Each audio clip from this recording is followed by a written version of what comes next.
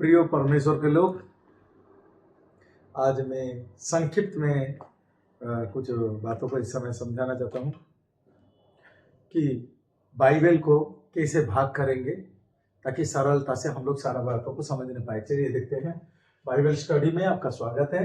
2 तिमोथी 2:15 का अनुसार परमेश्वर का ग्रहण योग्य होने के लिए सत्य का वचन को भाग करो, ये किंग जेम्स बाइबल से रेफरेंस लिया गया है।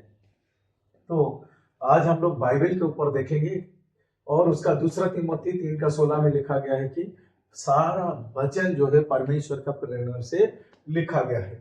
तो जेनेसिस से लेके रेवलेशन तक का सारा चीज परमेश्वर का प्रेरणा से लिखा गया है। पर 2 तिमोथी 2:15 में भाग करो इसलिए लिखा गया है कि यहाँ पर 2 संप्रदाय है, यहूदी और अन्य जाति संप्रदाय है। तो यहूदी लोगों के लिए क्या है, अन्य जाति के लिए क्या है, उसको समझना जरूरी है। तो उत्पत्ति से लेकर प्रकाशित वाक्य तक संपूर्ण बाइबल परमेश्वर की प्रेरणा से लिखा गया है, पर उसको भाग करना है। तो हम लोग भाग करते हैं उत्पत्ति से लेके यूहन्ना तक, जॉन तक, फिर रोमी से लेके फिलमोन तक, इब्रानी से लेके रेवलेशन तक भाग करते हैं। तो उत्पत्ति से लेके यूहन्ना तक ये व्यवस्था की पुस्तक है, लॉ पुस्तक, व्यवस्था की पुस्तक है। और रोमी से फिलमोन ये अनुग्रह का पुस्तक है। और यहाँ पर हम लोग देख रहे हैं ये जो एक्ट्स है, जो प्रेरितों का काम है, वहां पर प्रभु यीशु का सेविकाई बदला और जो 12 चेले सेविकाई कर रहे थे, तो वो सेविकाई पौलुस के पास चला जाता है। और ये लोग केवल जो 12 चेले थे वो इजरायली अर्थात लॉ के अधीन में रह के काम कर रहे थे, व्यवस्था के अधीन में काम कर रहे थे। पर पौलुस को स्वर्ग से चुना गया दमिश्क मार्ग में और उसे अनुग्रह का शिक्षा देने के लिए, ग्रेस का शिक्षा देने के लिए उसको भेजा गया। तो इसलिए रोमी और फिलमोन ये ग्रेस में आएगा, फिर इब्रानी से लेके रेवलेशन तक ये लॉ में आएगा, ये सेकंड कमिंग में आएगा। तो अभी हम लोग देखेंगे। फिर उत्पत्ति से लेके जॉन पुस्तक, ये भविष्यवाणी का पुस्तक उसे कहा जाता है। यहाँ पर भविष्यवाणी, भविष्य वक्ता लोगों का ज्यादा कार्य देखा जाता है, इसलिए ये भविष्यवाणी का पुस्तक है। और रोमी से फिलमोन ये मिस्ट्री अर्थात प्रकाशन का, रहस्य का, भेद का पुस्तक है। तो इसलिए भविष्यवाणी और भेद को ना मिलाए, भविष्यवाणी को प्रकाशन में मिलावटी ना करे, क्योंकि प्रकाशन अपने में ही परिपूर्णता है, सिर्फ उसको आपको समझने की जरूरत है। क्योंकि अधूरा था बोल के, सब कुछ अधूरा था बोल के भविष्यवाणी किया जाता था, पर अभी जो प्रकाशन है वो पूर्णता है। तो उसी तरह हम लोग देखते हैं फिर दूसरा आगमन में इब्रानी से लेकर रेवलेशन तक ये भविष्यवाणी का समय रहेगा। तो उसी कारण हम लोग को समझना जरूरी है कि जो जेनेसिस से लेके यूहन्ना तक वो इजरायली अर्थात यहूदी लोगों के दायरे में सारा कार्य को हुआ, पर पौलुस को भेजा गया रोमी से फिलमोन अर्थात जेंटाइल लोग, जो अन्य जाति के जो लोग थे, उन्हीं के ओर भेजा गया। फिर हम लोग देखते हैं इब्रानी से प्रकाशित वाक्य, ये इजरायली लोगों के लिए है। तो हम लोग देखते हैं फिर उसके बाद जो उत्पत्ति से लेके यूहन्ना पुस्तक, ये आर्थली मिनिस्ट्री था, जगत का सेविका है। हम लोग देखते हैं मनुष्य जाति का जो आरंभ हुआ, अब्राहम, मूसा, दाऊद, दानियल और यीशु मसीह और 12 चेले, तो ये धरती पे जो उनका काम था, सेविकाई था, उसी का है। पर स्वर्ग से जो इंस्ट्रक्शन मिला पौलुस का, तो ये हेवनली, ये जो प्रकाशन उसे स्वर्ग से मिला और ये किसी से कॉपीराइट नहीं है, ये सृष्टि से पहले ही गुप्त था ये प्रकाशन, इसीलिए ये स्वर्गीय है। और उसके बाद हम लोग देखते हैं कि आर्थली जो है इब्रानी से प्रकाशित वाक्य तक यीशु मसीह सेकंड, उनका जो राज्य आएगा और दुनिया, देश दुनिया में क्या प्रभावित करेगा, वो सब के बारे में ये अर्थ में होगा।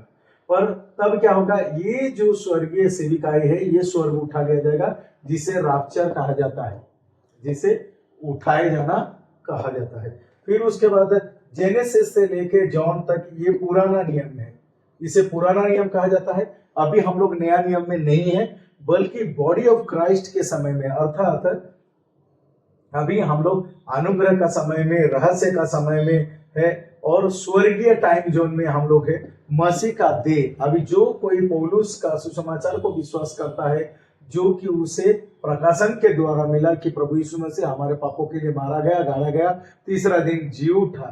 तो जो कोई विश्वास करता है वो मसीह का देह में शामिल होता है और वो सब राप्चर में शामिल हो जाएंगे और बाकी सब छूट जाएंगे। यीशु मसीह का दूसरा आगमन होगा, वो नया नियम में शामिल होंगे, नया कॉवेनेंट में। फिर उसके बाद जेनेसिस से जॉन, ये अतीत हो चुका है, ये पास्ट है, ये अतीत हो चुका है। तो अभी वर्तमान जो है रोमी से फिलमोन अभी चल रहा है, मसीह का देह का समय चल रहा है, अनुग्रह का समय चल रहा है, प्रकाशन का समय भी चल रहा है। तो अभी वर्तमान, आप अतीत को मीट से ना कीजिए कि मूसा ऐसे किया था, दाऊद ऐसा किया था, दानियल ऐसा किया था। नहीं, उनका टाइम जो उनके लिए वो जो किए थे। पर अभी जो वर्तमान है आपके लिए जो पौलुस रखा गया है, क्योंकि रोमी 11:13 में लिखा गया है पौलुस जो अन्य जाति का प्रेरित है, एक ही व्यक्ति को रखा गया है, वो है पौलुस। तो इसलिए पौलुस को जो प्रकाशन मिला वो प्रकाशन आपको मसीह का देह बनाता है, तो वो पर्याप्त है। उसी हिसाब से हम लोग देखेंगे भविष्य में आएगा यीशु मसीह का जो राज्य आएगा वो फ्यूचर में है, ठीक है। ये मसीह का देह राप्चर होने के बाद वो फ्यूचर, तो राप्चर इसीलिए नहीं हुआ है अभी तक क्योंकि ये चीज को लोग समझे नहीं है। हर चीज को इधर का उधर, उधर का उधर मिक्स करके, इधर उधर करके सब प्रकाशन को भविष्यवाणी को मतलब की प्रकाशन में अनुग्रह को, व्यवस्था में व्यवस्था, ऐसे सब खिचड़ी करके सब कुछ चल रहा है। तो वो चीज क्लियर होना चाहिए और जो लोग क्लैरिटी को समझ लेते हैं वो लोग राप्चर में शामिल हो जाएंगे और जो मिक्स करने वाले या फिर व्यवस्था को मानने वाले या फिर जो लोग समझे नहीं है वो लोग फिर दूसरा आगमन का वेट में रह जाएंगे। फिर हम लोग देखते हैं उत्पत्ति से लेके यूहन्ना तक विश्वास कर्म के साथ जुड़ा था। उद्धार पाने के लिए, परित्राण पाने के लिए, छुटकारा पाने के लिए कर्म करना पड़ता था। पर अभी जो है इसमें कर्म नहीं है क्योंकि प्रभु यीशु मसीह क्रूस पर बलिदान हुआ और मारा गया, गाड़ा गया, सबका पाप, श्राप, अधर्म को ले लिया और सबका उद्धार के लिए वो मारा गया, गाड़ा गया, तीसरे दिन जी उठा और स्वर्ग उठाया गया। तो प्रभु ने सारा काम कर दिया है, इसीलिए नो वर्क, केवल मानना है, विश्वास करना है।